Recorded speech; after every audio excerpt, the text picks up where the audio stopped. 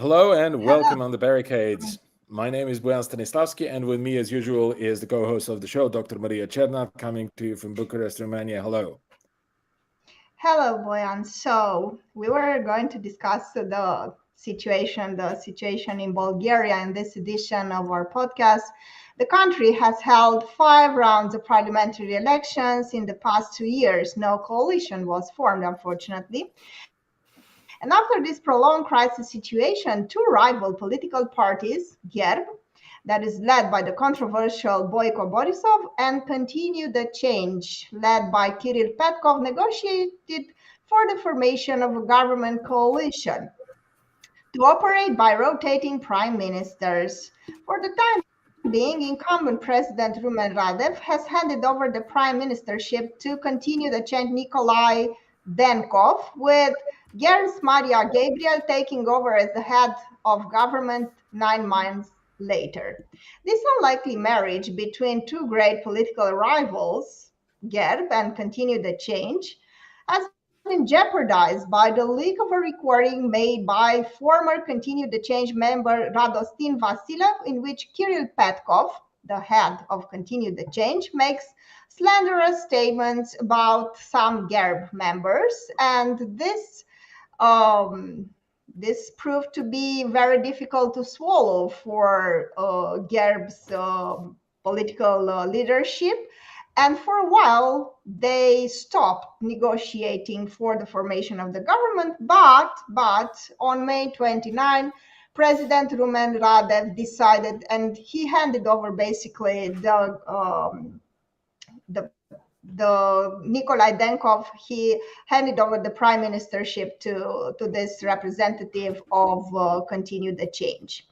Now, this is a very complicated political crisis, and if you'll allow me, and for the international viewers, I would like to share the screen now and present a little bit of a visual presentation. So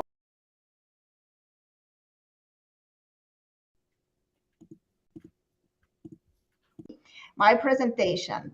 Now we have GERB and the rival Continue the Change. GERB is led by this individual that is known Boyko Borisov, and he was the prime minister of Bulgaria for almost 15 years and involved in all sorts of scandals. And the representative is Maria Gabriel. Now, Continue the Change, a newly formed political party. Initially, this political party, Continue the Change, was the result of revolts and protests against Boyko Borisov. But what do you know? Right now, they are forming a coalition. The party is led by Kirill Petkov on the left here and the current Prime Minister Nikolai Denkov. But all this arrangement, this political coalition, was jeopardized by recordings that were made available for the public by Radostin Vassilev, a former member of Continue the Change. He resigned just a couple of days ago. So this is the situation in Bulgaria.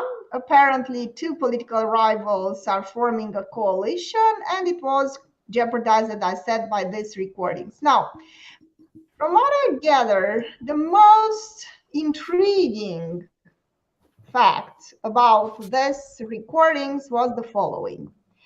During the conversations that Kirill Petkov and other members of the Continue the Change had, and they were recorded, interesting information was relayed in the sense that Kirill Petkov said that the heads of the security services in Bulgaria had to be somehow approved or negotiated with the embassy. He didn't name the embassy, but I will go now to our special guest, that is Arto Artinian, political commentator and academic, and also Bozhin Traykov,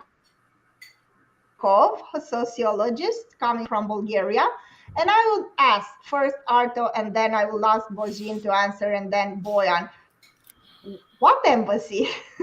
What embassy are we talking The about? embassy. I mean, could you... embassy, right? What embassy? Well, it's an open secret in Bulgaria that there's only one embassy that matters politically since 1989, since the transformation of Bulgaria from a centrally planned socialist economy and political structure into a capitalist society. It's the American embassy.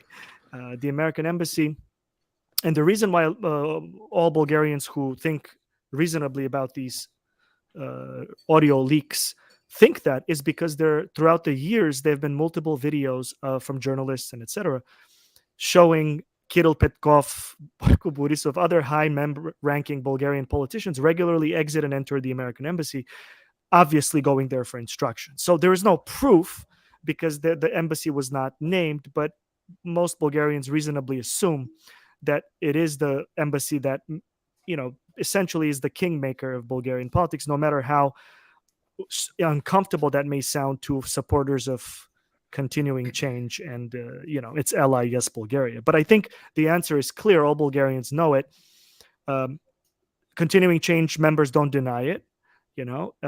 It's pretty much clear that's the American embassy that is essentially, as this recording shows, in violation of all basic publicly proclaimed democratic norms of parliamentary government, is directly appointing the government of Bulgaria, irrespective of what the elections do or say.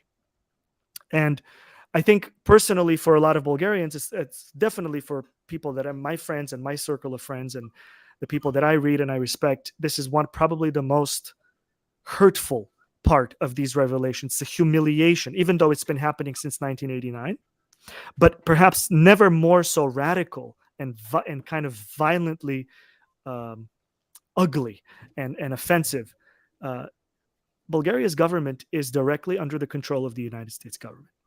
That's what basically these recordings show, which means that Bulgaria has no political sovereignty. And from that point on, you can use whatever words you want to describe Bulgaria's political system or Bulgaria's state or government, but it's definitely not, according to what the video suggests, there's a severe loss of sovereignty precisely because in the audio recording, it said that the heads of Bulgaria's national security agencies are basically appointed with the direct blessing and order of the U.S. embassy. They've been vetted by the embassy, right? And which means that national security apparatus on the level of the leadership is now going to be under the control of the embassy because continuing change co-chairman Vassilev, he basically the recordings. So I think the first most humiliating part of the crisis is that Bulgaria's political system is deeply compromised. There's always dependencies, right? Between states, especially small countries like Bulgaria, but this is more like a direct lordship. Furthermore, the second problem is that according to the Bulgarian constitution, this is national treason. This is treason. This is an act of treason against the state, and thus punishable, as you can imagine, very severely. It should be, and this is what some commentators in Bulgaria have raised, that instead of forming government, and I think this is what President Radev's point was, he said, I think yesterday he said in Moldova, in the meeting of the European political community, he said the kiss between Borisov and continuing change, this relationship is not going to produce anything good, because he implied that he has to do it. He has to give the second party which won the most elections in the parliamentary the mandate to form a government, which he had to do by the rules of law. But by the rules of law, these people have to be investigated for national treason. So that's, I think, to me, the biggest contradiction. You have a government that's following the process and is formed now a new government, but these people are themselves on recording, and they haven't denied it in public, engaging in treasonous activities which are not being investigated by the government. That's, to me, and to many people that I follow in the media and etc., this is a unsurmountable problem, because essentially you have an illegitimate government. You have a government of traitors who are now forming a government and are not being tried for treason, whereas anybody else would have been tried for treason. Imagine if this recording was made in the Russian embassy, for example, And imagine if the politicians were from a political party in the parliament who said, we need to coordinate our ministers with the Russian embassy or the Chinese embassy. Those people would probably be arrested, or there would be calls for their arrest for treason in the European Union. So I think a lot of tensions in Bulgaria are caused by people who are watching this, and they're saying, how come these people are forming a government when we expect them to be prosecuted, at least to find out what happened, if there was treason or not? Yes, yes, definitely. So I will go now to Bozhin and ask him, you're a sociologist. I don't know what's the situation in Bulgaria, but in Romania, the US was able to project its power through such powerful propaganda means that Romanians would be even cheerful for the idea of the American embassy vetoing the heads of the security services. So it's not only a matter of these powers, these external powers, in this case, the United States, oppressing us, but also large parts of the society welcoming it.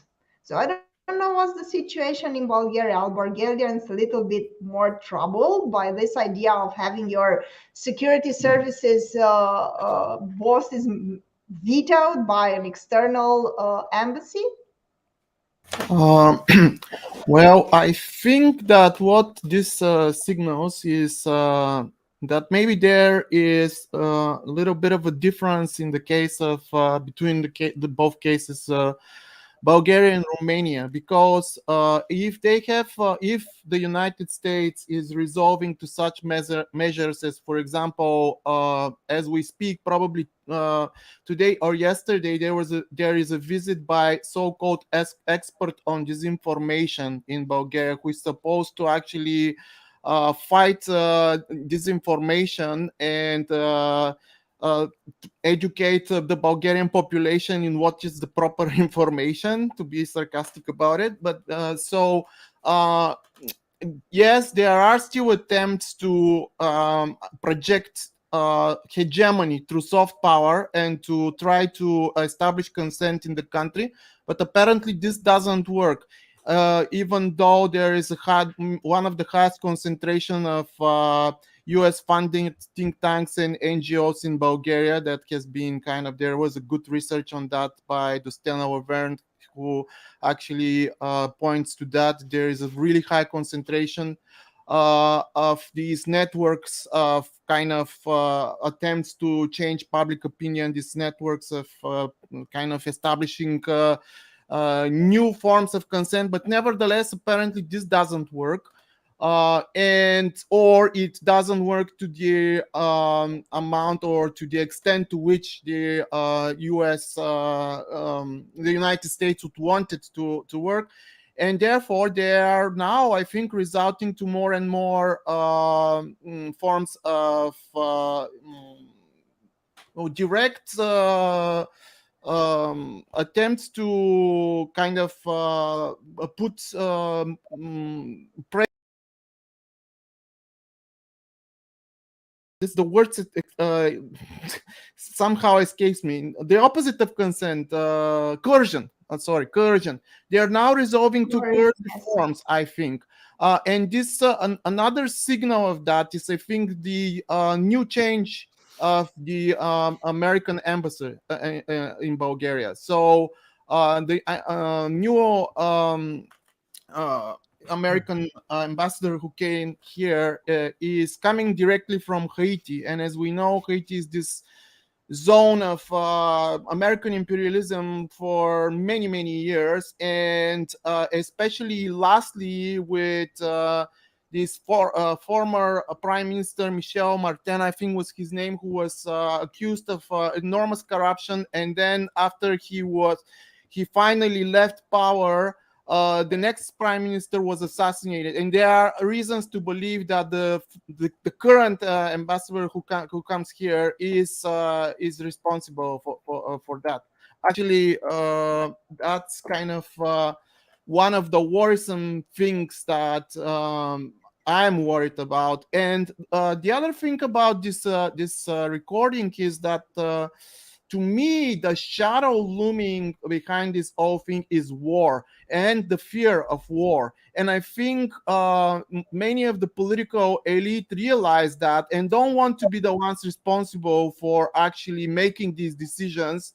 But of course, we have volunteers. We have extreme pro-American kind of groups like Continuing the Change, and especially, yes, Bulgaria, which has been the most anti-Russian kind of political party in a Bulgarian parliament, and rarely we're getting more than 5 to 6%. So, and lately they have been kind of boosted up.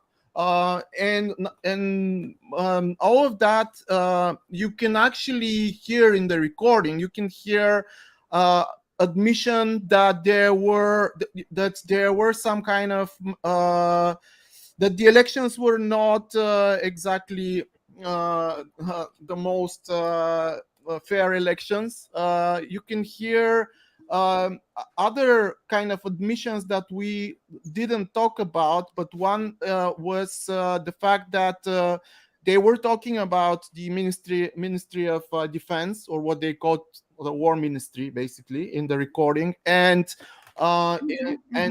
saying that, oh, we already have been it's already being in accord. The people there are in accordance with what the wishes of the embassy is. So, in other words, this has been coordinated already.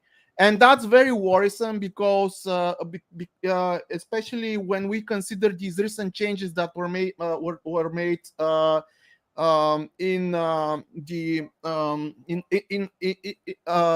in relation to the mobilization of forces, in relation to who should be controlling Bulgarian military forces, that this kind of new change where the military forces go on directly under the control of a NATO general instead of Bulgarian general. So all of these worrisome kind of signals.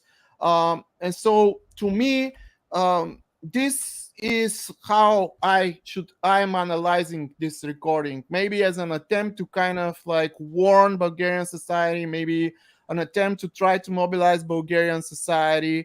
But of course, so far, there has been kind of a passive reaction to that.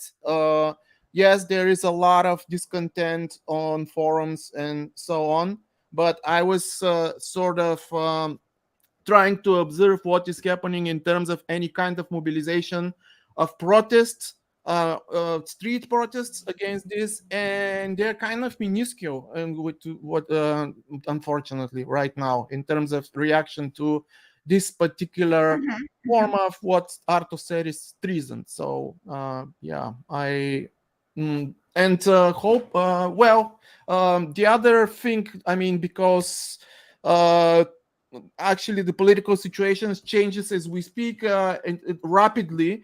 Now, latest news is that most of the political parties that were disgusted by this recording in parliament, with the exception, of course, of Возрождение, which is a party we kind of have talked a little bit about, and it's considered like in opposition of it's considered a pro-Russian party, but it doesn't present itself as such, but by the rest of the other parties in parliament. But the rest of these parties now are slowly getting on board with this coalition that has been kind of constructed, I think, by outside forces. Yes. So Boyan, why do you think Assen Vassilev decided to do this? Because this is oh, I don't see Boyan.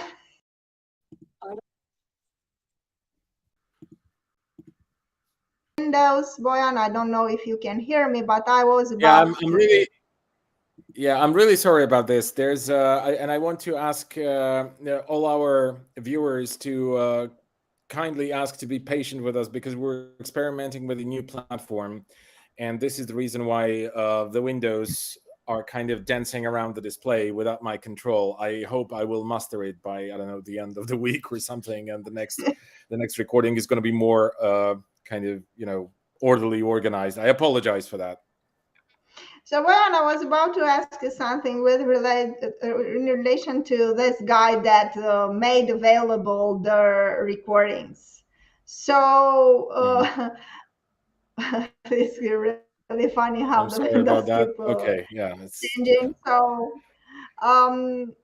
maybe this is the end of his political career. And I have two questions. Do you think he was an idealist and he wanted really to expose something that really, really went against his principles and he thought it was unacceptable? Or maybe it was the other embassy that somehow paid him or contacted him and made an offer and convinced him to do that? right. Well, that's the last point that you made is something that is exactly being suggested by the entire media establishment landscape in Bulgaria right now. I think this is completely out of question. This is a nonsensical conspiracy theory that is being regurgitated throughout the Bulgarian public sphere right now. Even if that were the case, for the Russians wanting to collect some dirt on the parties that don't like them, then there was no way of them. I mean, there was no way that Russians would have known that on this particular meeting, at this particular instance of their, political gathering, Politburo, whatever discussions that they had, they would be saying all those things. So that's complete nonsense. Second, I don't know the guy personally. Okay, I have never actually heard of him before. The only thing that I can base myself on are my impressions and hopefully some educated guesses that I can make on the basis of my observations of Bulgarian political life. And my observation is the following. First of all, it's a complete accident. But as we know from, I think Hegel or Engels, necessities manifest themselves through accidents. So this is an accident, in my opinion. This is an accidental recording. The recording was actually made mostly because the guy did not want to stay up late. And the session of the Politburo discussion, I mean, it's not called Politburo, it's called National Council or something. Sorry, I'm just...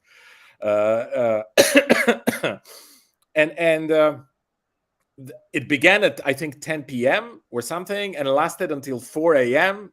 So he said, like, screw it, I'm not going to stay up for the next couple of hours. He turned on his tablet, and then he turned on the recording application software on his mobile phone, and he recorded it with the intention of listening to what they had said, right? And that's it. That was the only thing. And then he started listening, probably over, sipping his morning coffee or, I don't know, eating banitsa or whatever. And then he was like, what? Is this a joke? And now whether he is an idealist or not, I don't know. I don't think he belongs to any there is no indication, at least, of him belonging to any particular, centers of power or corruption or anything like that in Bulgaria. He's had a long career as a lawyer. And lawyer who deals with sports. Okay, I mean, we're talking about a lawyer who deals with all kinds of court cases who are related in one way or another to sports. And his political ambition, was to become a sports minister.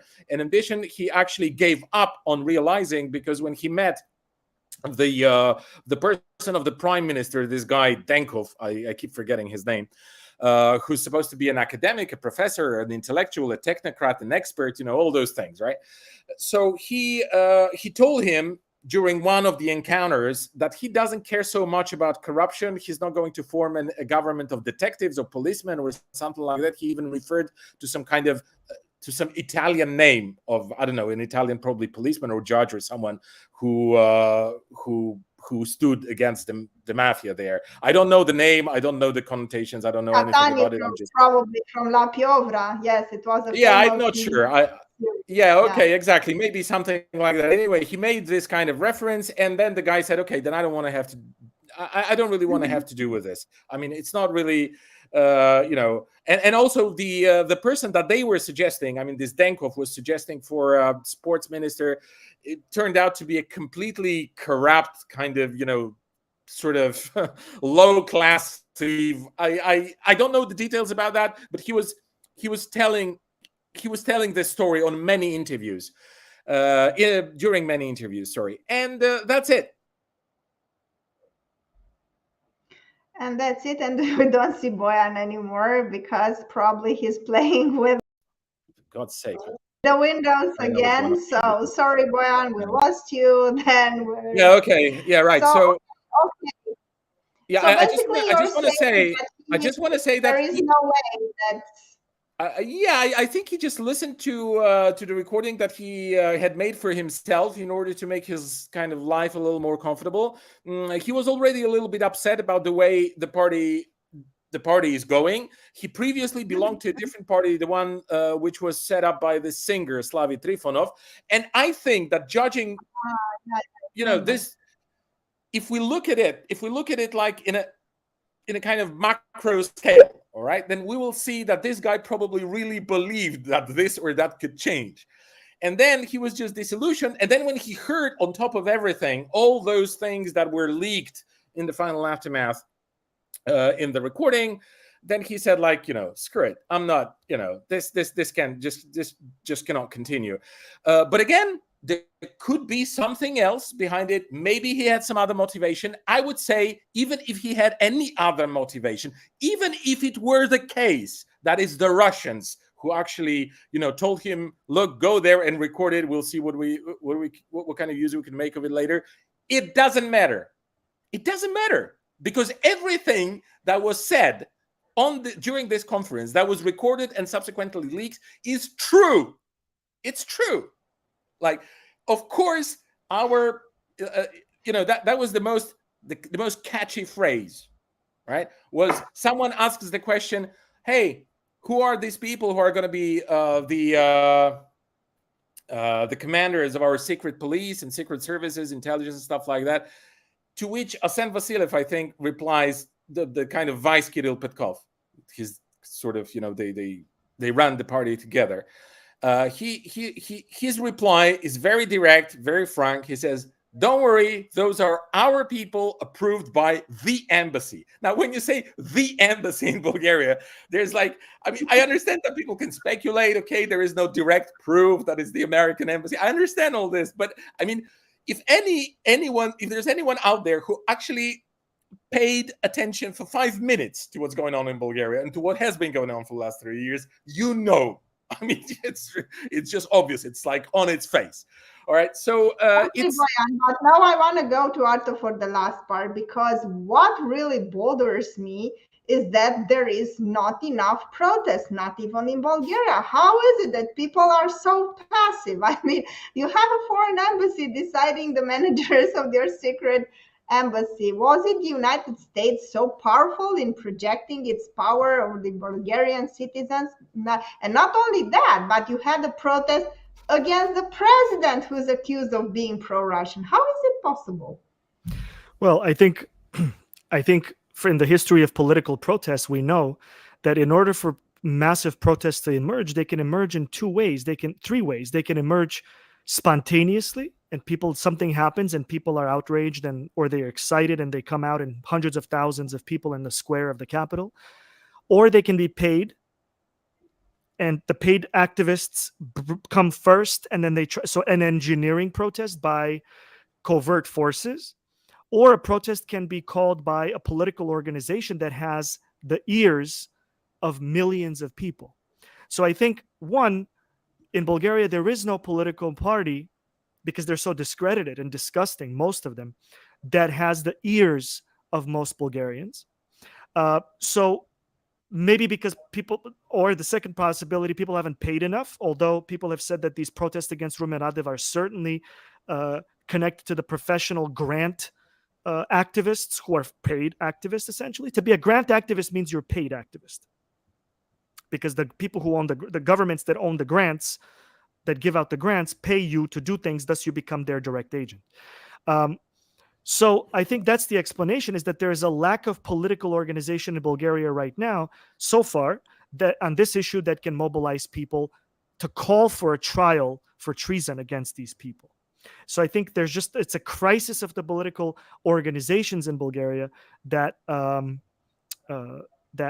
we see in Paris. We see in Paris the protests against the French Macron's pension reform that have been going on for like a year or something. Very violent protests, unfortunately. on the side of the police that's been killing people and hurting people. Well, these protests are mostly organized by French political structures, whether there's trade organizations and etc. So I think that shows the weakness in our country of political organizations that are massive. They're mass. They have access to the Bulgarian people as a mass, and they can politically mobilize them. I think it's also a question of political education, because it's very hard to understand what's happening. It's hard for me, for everyone who doesn't study this stuff full time. It's very difficult to understand the details and what these things mean if you don't have either some kind of a political organization that you're part of that engages in political education. It could be a union. Exactly. It could be a political party that you support, which does political work of political education. I think it's impossible to bring people out en masse without organization or money that's paid. The money paid is usually foreign governments that engage in meddling and coups and etc. and appointment of foreign. So I think the lack of protest shows against the traitors shows that unfortunately there's a crisis of political organizing. But that doesn't mean that it can happen. This could be one of the triggers that mobilizes a lot of Bulgarians to express their disgust at this manipulation of national sovereignty in such a public and arrogant way. Yes, I would say thank you so much, Bozhin, Arto. Very interesting discussion. In the second part of our show, we are going to discuss similarities with regards to this newly formed coalition and what happened actually in Romania, where again, two former rivals, the National Liberals and the Social Democrats, 2 years ago, after a prolonged political crisis, formed a coalition. And we hope to understand better the situation and also see the similarities between our two countries. And for the viewers, if you like what you saw, please subscribe to our channel. Please share our content to the small community of donors. We are very thankful that you support us. To the others, to the extent you feel you can afford it, please make a monthly donation. Patreon.com/thebarricade is the place where you can do it, but also via PayPal or other links that are in the description. And you can follow us also on other platforms and other social media channels. Also, this is a media company, and you can hire us to do whatever you think media content for you if you feel that you can afford it and you need it. So thank you so much, and we'll see you all in the next edition of our show.